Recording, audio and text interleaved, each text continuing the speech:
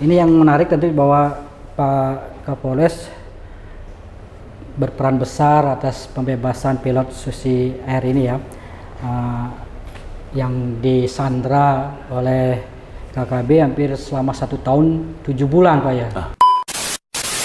Selain membebaskan pilot Susi Air ini, yang saya tahu juga Pak Kapolres di sana sempat berhasil juga mengungkap kasus penyelundupan senjata api ya dari Papua Nugini. Sekarang di Bali ini kan akhir-akhir ini agak rame ini, agak kasus-kasus kekerasan, kriminal, bahkan juga melibatkan WNA. Pak sebagai Polri gimana melihat ini Pak? Tribun Bali Podcast.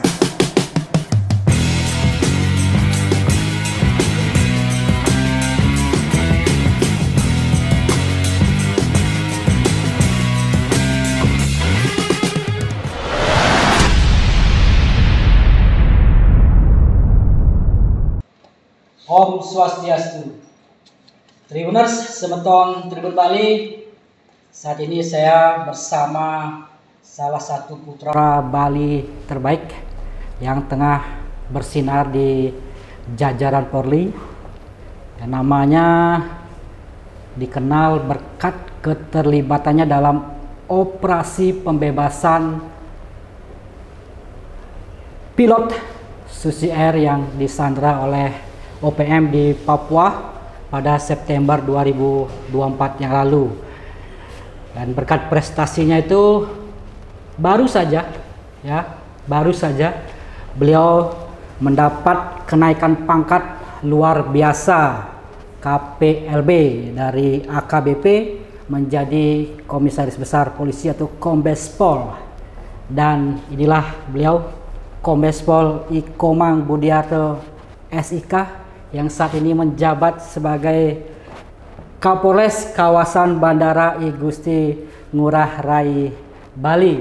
Nah, kita akan berbincang dengan Kombes Komang Budiarto untuk mengenal lebih dekat sosok beliau, bagaimana pengalaman tugas beliau di Papua, bagaimana perjalanan karir beliau, dan tentunya bagaimana kisah ini yang sangat menarik, kisah beliau bisa membebaskan sandra pilot Susi Air saat bertugas di Papua, dan tentunya juga bagaimana ke depan program-program beliau di Polres Bandara ini.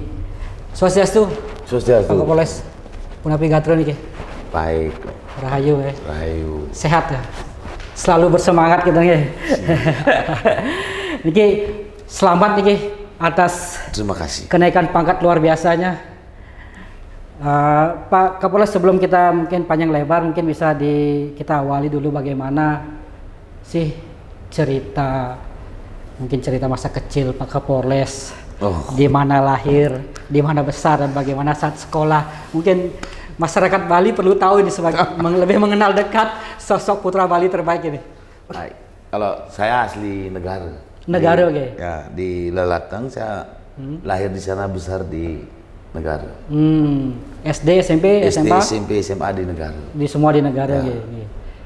Nah, mengawali karir sebagai anggota Polri saya dari mana aja? Daftar polisi itu 2021. 2021 masuk Akpol. Lulus 2004. Itu. 2000 ya? 2001 lulus 2004. Itu, kebalik mungkin Pak, 2001 ya. Masuk, lulusnya 2004. Itu penempatan saya di Korbrimopori di Kelapa Dua. Okay. Itu 7 tahun di sana, saya PTIK. Saya penempatan di Kalimantan Barat. Pertama di Kalimantan Barat ya? Ya, yang habis PTIK. Ya, habis PTIK. Di Satbrimob Kalimantan Barat. Setelah itu saya 2018 sempat di Bali. Oh, sempat di Bali juga. Bali. Jadi Wakapolres Badung, Wakapolres Jembrana. 2019 saya balik ke Brimob. Jadi Dandion Atopati. Di Topati, saat Brimob Bali. Baru waktu kejadian rasis, kita BKO ke Papua 2019. 2019 BKO ke Papua. Bulan Agustus. Pulang kembali dari BKO itu tanggal 1 Januari 2020. Nah, dan kemudian sekolah Sespim. Nah, sekolah Sespim sampai bulan Oktober kami penempatan di Polda Papua. Gitu. Berarti di Papua sejak 2020 akhir ya. Ya. Saya dengar Pak sendiri yang milih di Papua, di benar? Ya. Kebetulan begitu saya minta dulu ke Papua. Oh. Apa alasannya Pak waktu itu minta di Papua? Bukan di Bali aja misalnya. Kita kan ingin tahu semua wilayah Indonesia kan seperti itu. Jadi minta ke Papua, memang saya jadi Danjen Gegana di Kota Raja di Satbrimob Polda Papua itu. Nah, selanjutnya 2021 itu saya dipercayakan menjadi Kapolres Duga. Kapolres Duga ya. Ya, Kapolres Duga. Itu tahun berapa itu ya? Saya itu sesuai dengan sprint dulu bulan Februari 2021. Sampai saya keluar dari Duga itu bulan Juni 2022. Jadi sekitar 15 bulan lah di sana. Di Kapolres sana ya. Pindah jadi di Bovendigul di Papua Selatan. Papua Selatan ya. Sekarang masuk Papua Selatan ya. Sekarang masuk provinsi Kapolres juga. Kapolres di Bovendigul 2 tahun. 2 tahun di sana, baru kembali ke Papua lagi ke Timika jadi Kapolres Timika. Kapolres Timika. Kemarin bulan Juli 2024. Juli 2024. Betul. Kapolres Timika. Ya. Berarti sudah hampir 4 tahun di Papua itu Pak ya? Ya. Apa pengalaman selama 4 tahun itu di Papua Pak? Dari Duga kemudian pindah sampai ke Timika. Yang jelas Suka dukanya mungkin. Yang jelas kami dari Papua pecah menjadi beberapa provinsi. Ibaratnya di Papua Induk sudah pernah, di Papua Pegunungan sudah pernah, di Papua Selatan sudah pernah, di Papua Tengah pun sudah pernah. Semua jadi Papua. seluruh provinsi Papua sudah pernah saya dinas.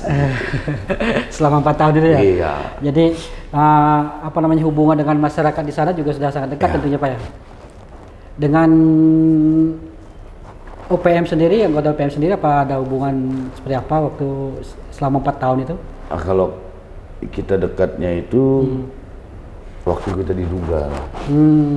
Ya Duga terkenal dengan basis OPM yang sangat keras. Jadi ini pengalaman pertama di Duga. Ya. Dan langsung kenal dekat ya Pak ya? Gimana jalur-jalur masuk gitu Pak? Bisa kenal dengan mereka? Kita keluarga lah, intinya kita berkeluarga, berbuat baik di sana. Istilahnya kita hidup di sana ya, namanya kita hidup di mana kita harus bisa menyesuaikan. Itu mengenal budaya, karakteristik di sana, dan kulturnya mereka. Itu yang harus kita junjung tinggi, seperti itu.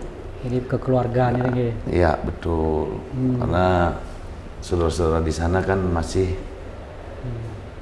menjunjung tinggi adat kepercayaan yang dari leluhurnya mereka. Iya. Berarti hubungan emosional Kapolres di sana selama 4 tahun ini dengan warga di sana sudah sangat dekat ya? Dekat. Dan dengan cara berkekeluargaan itu. Dan keluargaan baik mau tokoh masyarakat, tokoh agama, semua tokoh pemuda, pengurus-pengurus dari gereja-gereja seperti itu. Jadi pendekatan kekeluargaan itu sangat penting ya Pak ya? Ya. Dan sampai mendapatkan kepercayaan dari mereka itu. Betul. Mungkin seperti itu Pak ya? Itu gimana itu prosesnya itu Pak? Aduh, ya itulah kita percaya mereka. Yang penting komunikasi yang baik, istilahnya tidak pernah menyakiti hati mereka. saling tolong menolong, bantu sama mereka, hidup bersama-sama lah sesuai dengan situasi kondisi yang ada di sana, seperti itu. Ya. Artinya bisa benar-benar Pak Kapolres bisa membaur dengan mereka, ya Pak. Nah, ini yang menarik tentu bahwa Pak Kapolres berperan besar atas pembebasan pilot Susi Air ini ya, yang disandra oleh KKB hampir selama 1 tahun 7 bulan Pak ya. Itu gimana ceritanya, itu mungkin bisa secara garis besar mungkin kisahnya Pak. Sesuai perintah Pak Kapolda, Pak Patrick, itu merintahkan saya untuk coba masuk ke dalam untuk melaksanakan penggalangan negosiasi. Ya kami laksanakan perintah. Ya kebetulan saya sendiri dan anggota-anggota saya sudah punya hubungan emosional yang sangat dekat dengan keluarga dari teman-teman saudara-saudara kita yang berseberangan ideologi. Ya dari sana kita masuk, seperti itu. Pak Kapolres sebagai ketua tim ya, ya? Kebetulan saya jadi ketua tim di sana.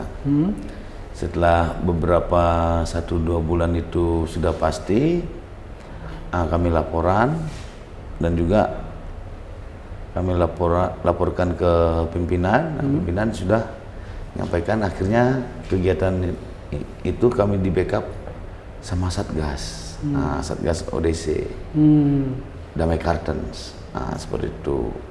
Itu bikin grup untuk setiap kegiatan yang kita lakukan setiap harinya, seperti itu. Berapa jumlah timnya Pak waktu itu Pak? Kalau kami sendiri itu hanya tim inti hanya 9. Oh, tim inti 9 orang ya. Seperti itu, 9 orang, dan itu semua kebanyakan mantan anggota Duga, Polres Duga. Polres Duga ya. Seperti itu. Berarti sempat negosiasi langsung dengan pihak mereka agar dibebaskan Sandra gitu ya? Sempat. Dan ini juga menggunakan pendekatan secara kekeluargaan ya, yang kebetulan sudah kenal mereka sejak di Induga itu Pak ya? Waktu dinas di Duga. Jadi itu sangat membantu sekali ya? Betul. Jadi kita lihat si keluarga, baik dari tokoh masyarakat yang di sana dan terutama tokoh agama, seperti itu. Itu prosesnya secara alatnya mungkin ada berapa hari itu Pak? Kalau Proses pembebasan kita mulai itu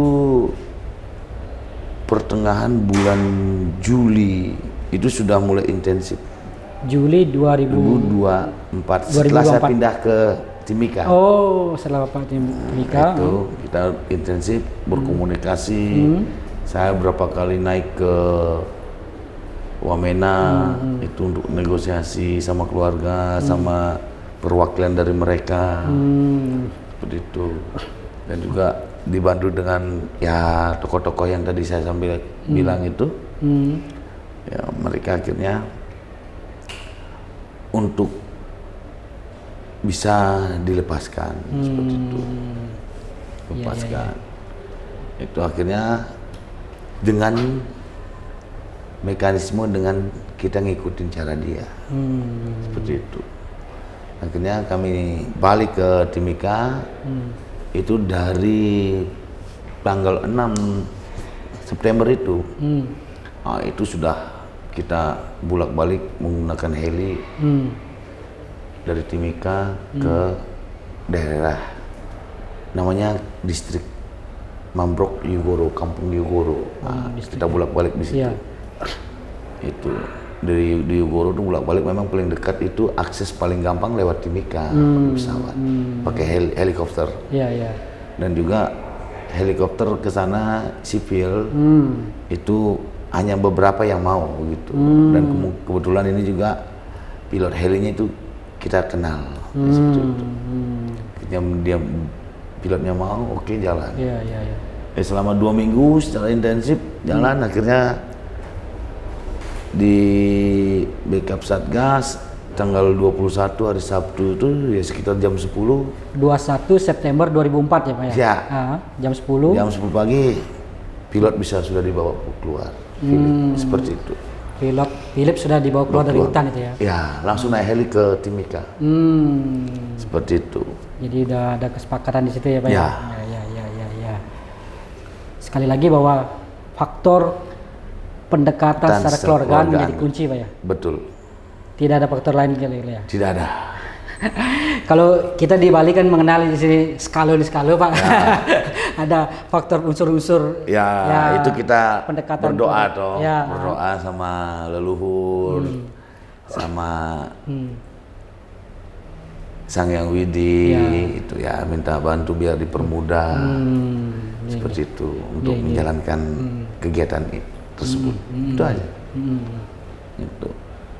Mungkin selama proses itu apa namanya ya, merupakan tantangan berat bagi Ya, Pak karena Kapolres. sekarang berbentar berubah lagi. Oh, gitu. Semua. Ah, Seperti itu akhirnya kita ketemu dengan ketua klasis saat itu. ketua klasis ya. Ya, ketua klasis di Yogoro itu.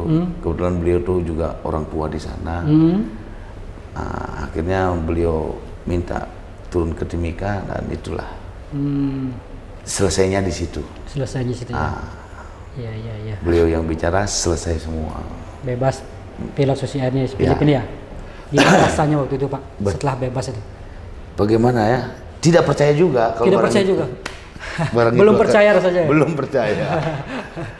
Setelah kita pegang tangannya dia baru kita percaya.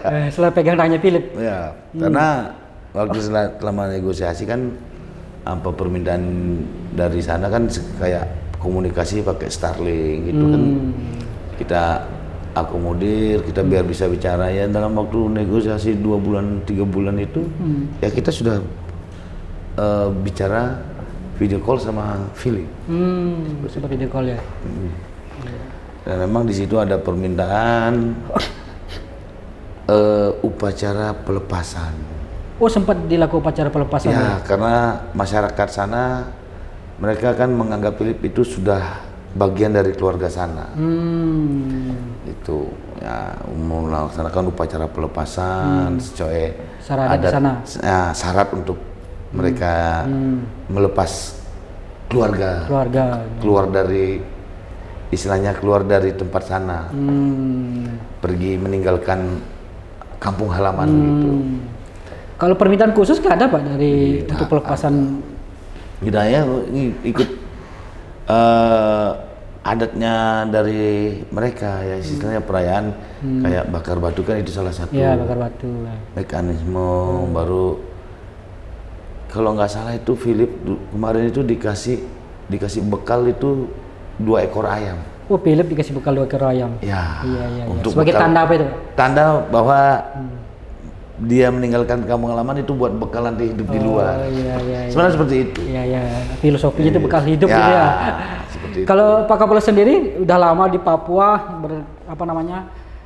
berteman bahkan sudah kayak dianggap keluarga. Pernah nggak dapat bekal khusus dari Kalau warga di sana? Saya dulu itu kalau enggak seingat saya itu saya dikasih telur. Dikasih telur Ayam. telur ayam kampung gitu. Iya. Nah, itu simbol apa itu? Ya. Istilahnya ya sama juga buat bekal gitu. Seperti itu. Masih ada sekarang telur itu Pak? Masih disimpan? Sudah digoreng. Sudah digoreng. Kan bekalnya habis tuh kan makan. Iya. Baik Pak, ini menarik sekali terkait prestasi Pak Kapolres ya selama di Papua. Selain membebaskan pilot Susi Air ini, yang saya tahu juga Pak Kapolres di sana sempat berhasil juga mengungkap kasus penyelundupan senjata api ya dari Papua Nugini. Ya. Benar ya Pak? Betul. Itu 2022. Waktu saya menjabat di Polres Bovendigul. Ada penyelundupan senjata api dari PMG ke wilayah kita. Dan itu akan dibawa ke daerah Yaukimo. Itu. Jadi dia melewati daerah saya, daerah Bovendigul. Nah, itu jalurnya kita amankan saat itu. Banyak itu Pak? Enggak, kalau nggak salah 4 ya. 4 ya. Seperti itu jenis senjata lama dia itu. Double lob, kalau orang sana bilang double lob. Jadi kayak senjata koboi itu yang peluru besar segini. Nah, itu. Seperti itu. Karena dia kalau mau ke kabupatennya mereka, dia harus melewati Bovendigul. Seperti itu. Itu sering memang lalu lintas pengiriman senjata api gitu Pak ya? Waktu saya dinas di Bovendigul itu memang kita monitor hanya sekali itu aja. Tapi kalau melihat secara geografis memang paling mudah penyeberangan itu kan ada border dari Jayapura, ada di Seko, baru di Merauke, Sota. Kalau di Bovendigul itu namanya Ninati, itu ada bordernya, ada batas penyeberangan. Dan juga di sana kan antara Indonesia dengan PMJ, kalau di daerah selatan itu mereka masih satu marga, satu suku. Seperti itu, baik dia tinggal di PMJ maupun di Indonesia. Oh gitu ya. Ya masih satu keluarga, satu rumpun dia. Seperti itu. Jadi selama Pak Kapolres bertugas di Papua itu mungkin bisa menekan pengiriman senjata itu ya? Ya kebetulan saat itu habis itu tidak ada lagi kegiatan-kegiatan seperti itu. Karena ya biasa sudah ditangkap kan tidak mungkin lagi berulang kan. Iya. Dan juga kita sudah diamankan oleh Kapolresnya. Kita dibantu oleh Satgas Pamtas dari teman rekan-rekan TNI, dari imigrasi, bea cukai, kita kerjasama. Nah, setelah menciptakan prestasi yang besar kayak di Papua itu ya, membebaskan sandera, kemudian termasuk juga tadi menggagalkan pengiriman senjata, Pak akhirnya kan mendapatkan semacam reward gitu ya, penghargaan dari Polri. Gimana rasanya Pak?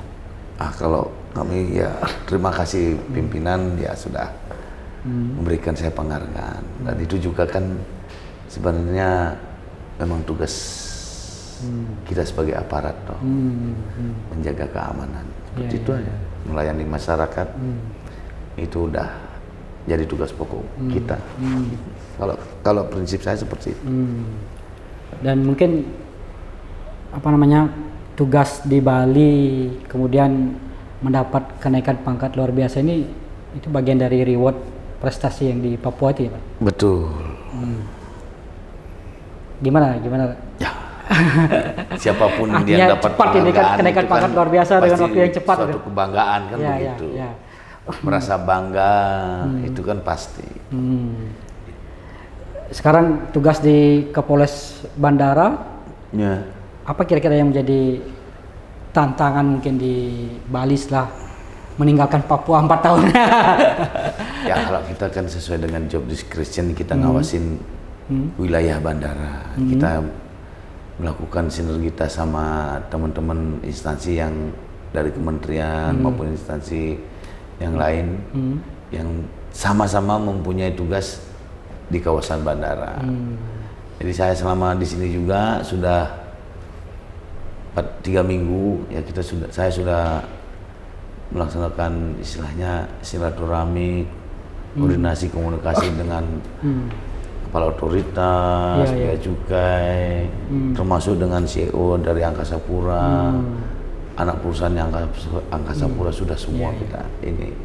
Dan kemarin juga terakhir dari kita ketemu ngobrol koordinasi dengan imigrasi dan juga Pemda Badung selaku tuan rumah. Ya, Tribuners, beliau ini baru menjabat Kapolres kawasan bandara sejak pertengahan Januari Pak ya? Ya, setijabnya tanggal berapa Pak ya? Tanggal 15 Januari. 15 Januari. Jadi baru 3 minggu. Ya. Nah, 3 minggu sudah mendapat kenaikan pangkat luar biasa dari AKBP menjadi Kombes Pol. Tentu ini menarik bahwa ke depan ini kira-kira rasanya saya dengar infonya kayaknya tidak akan lama Pak Kapolres di bandara ini. Mungkin jenjang berikutnya seperti apa ini Pak? Kita kan namanya personil dong, menjalankan perintah. Menjalankan perintah. Intinya itu. Itu aja. Menunggu TR ya. Ya, kita kan belum tahu itu, nanti biar pimpinan yang menilai. Iya. Tapi sejauh ini kan tadi selama 3 minggu sudah melakukan sinergi dengan berbagai pihak kan. Kira-kira sudah ada juga menyusun program ke depan di Kalau kami di sama bandara ini. teman-teman itu kita sudah fokus berbicara masalah nanti antisipasi Lebaran dan Hari Raya ini. Lebaran dan Hari Raya ini. Karena kan kita tahu dari bandara mau keluar masuk nanti kan pasti macet. Iya betul. Itu. Nah ini kalau kami juga kemarin kumpul berkoordinasi itu masalah itu juga. Langkah apa yang kita harus ambil biar cepat. Itu ya terutama dari GMC dan CEO sendiri juga kita sudah sounding, sudah bicara nanti bagaimana pengamanan biar masyarakat yang melaksanakan mudik lewat Bandara Ngurah Rai biarpun nanti yang libur itu merasa tetap aman di masuk keluar dari airport. Iya. Seperti itu. Apalagi nanti Hari Raya Idul Fitri ini juga berdekatan dengan Hari Raya Nyepi ya, gitu ya. itu. Mungkin ini tugasnya jadi agak bertambah. Iya. Kalau ini sendiri gimana Pak ya?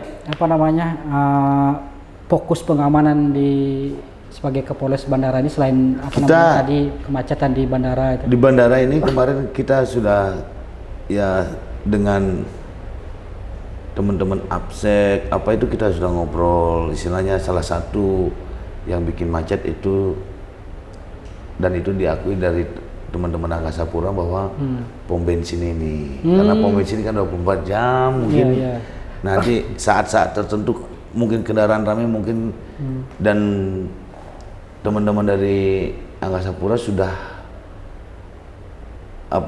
menyampaikan bahwa mungkin operasionalnya SPBU nanti mungkin dibatasi kalau pas saat ramai. Seperti itu salah satu. Yang kedua masalah di bandara sendiri di dalam mungkin di kedatangan seperti itu. Kalau kita udah siap untuk mengamankan di dalam maupun di luar di area bandara seperti itu. Jadi sekarang ini fokusnya ini untuk persiapan ini ya Hari Raya ini Pak ya. Pertama mengatasi kemacetan ya. Betul. Kayak kemarin aja sedikit ada problem dikit sudah macet kan seperti itu. Apalagi pas hari-hari besar momentum gitu ya. Nanti mudik Lebaran itu volume kendaraan makin bertambah. Betul. Terus ada libur panjang juga nanti kan ya. Jadi ya kemungkinan biasa-biasa kita lihat analisa tahun lalu biarpun Lebaran tapi yang berlibur banyak juga. Iya, itu dah. Jadi Lebaran plus long weekend. Liburan di Bali. Jadi itu menjadi salah satu fokus dari Kapolres Bandara Pak ya. Nah, sedikit deh Pak, sekarang di Bali ini kan akhir-akhir ini agak rame nih, agak kasus-kasus kekerasan, kriminal, bahkan juga melibatkan WNA. Pak sebagai Polri gimana melihat ini Pak? Siapapun itu kalau melakukan pelanggaran hukum ya tindak tegas. Ya. Itu kita negara hukum ya ikutin hukum yang berlaku. Kalau saya ya, itu tidak ada namanya ini itu ya jalan sesuai aturan. Top artinya tingkat pengamanan di Bali harus perlu di. Ya karena ya kalau kita di sini di wilayah hukum saya ya pasti kita perketat. Ya. Peningkatan kegiatan itu ya kalau bisa dilihat sampai sekarang pun sore malam pun ada yang standby di jalan seperti itu. Iya. Apalagi ini Bandara Ngurah Rai sebagai sentral. Zona khusus bahkan menjadi sorotan dunia kan. Iya. Harus benar-benar aman Pak ya. Betul. Terus ini bagaimana selama ini dukungan dari keluarga Pak? Kalau keluarga sport aja. Sport. Ya. Untuk menunjukkan dedikasi gitu ya Pak ya. Betul. Ada tips-tips khusus Pak selama jadi anggota Polri sehingga bisa berprestasi? Ikutin aturan yang ada aja sudah. Normatif sebenarnya. Normatif. Pak. Ternyata beliau merendah ya. Nggak mau berbagi tips. Ya kan kita Tapi yang penting itu bertugas jadi pendekatan. polisi kan sudah ada aturannya, Iya. koridor-koridornya ikutin sudah. Selesai kan begitu. Iya, tapi perlu juga dia pendekatan ya kekeluargaannya. Betul, itu kan istilahnya apa ya, itu sudah mutlak dilakukan namanya ya, sebagai pelayan apa segala macam kan. Pengayom kita ya namanya pendekatan ya kita harus jalan. Kalau pendekatan dalam kantor ya nggak bisa tuh. Ya kita yang jalan. Iya. Seperti itu. Iya. Gitu. Ya filosofi kan kalau kita tidak kenal tidak sayang kan begitu. Iya betul. Ya sama juga kalau kita sudah tidak dekat sama masyarakat, ya mungkin masyarakat juga tidak Respect ya. ya istilahnya enggan lah Iya. seperti itu. Iya. Malu kalau udah kenal sama anggota polisi malu nanti sama bapak ini kita berbuat ini kan itu pasti ada kalau Iya. kita hidup secara psikologis kan begitu. Iya. Itu salah satu kunci Pak Kapolres sehingga sukses ya, berprestasi. Nasib. Nasib ya. Ada faktor nasib juga tentunya Pak ya. Iya. Tentu kita meyakini juga itu ya Pak, faktor nasib dan keberuntungan itu. Takdir itu siapa yang Iya. bisa? Begitu aja. Kalau saya sendiri ya percaya hal itu. Iya. Artinya kita berusaha, yang menunjukkan berupaya. Berupaya. Nanti ada faktor keberuntungan, ada nasib dan Betul. takdir. Kita serahkan kepada yang di atas sebetulnya Pak ya. Betul. Baik, Tribuners, semutan Tribun Bali. Itulah obrolan saya dengan Pak Kapolres kawasan Bandara I Gusti Ngurah Rai Bali yang baru saja mendapat kenaikan pangkat luar biasa. Jadi kita berharap karir beliau makin bersinar Astagfirullah. dan menjadi putra terbaik Bali di jajaran Polri. Kami akhiri obrolan ini dengan Paramo Santi. Om Santi Santi Santi Om. Download Tribun X sekarang. Menghadirkan lokal menjadi Indonesia.